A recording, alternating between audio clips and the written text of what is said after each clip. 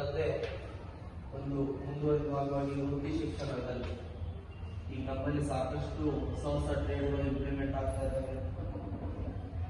ಒಳ್ಳೊಳ್ಳೆ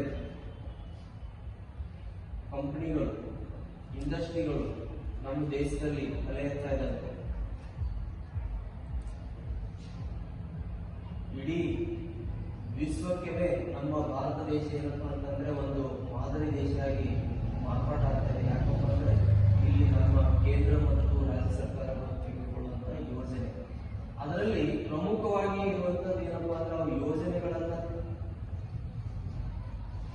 ರೂಪಿಸ್ತಾರೆ. ಅದನ್ನ ಕಾರ್ಯಗತಕ್ಕೆ ತರೋದಕ್ಕೆ ನಮ್ಮ ಯುವ ಜನತೆ ಅಂದ್ರೆ ನೀವು ಯುವಕರು ಮನಸ್ಸು ಮಾಡಲೇಬೇಕು. ನೀವು ಬದಲಾವಣೆ ಆಗ್ಬೇಕು ಅನ್ನುವಂಥದ್ದು ನಿಮ್ಮ ಮನಸ್ಸಿನಲ್ಲಿ ಬಂದ್ರೆ, ನಿಮ್ಮಲ್ಲಿ ಗುರಿ ಹೊಂದಿದರೆ ಆ ಗುರಿ ಮುಟ್ಟುವಂತಹ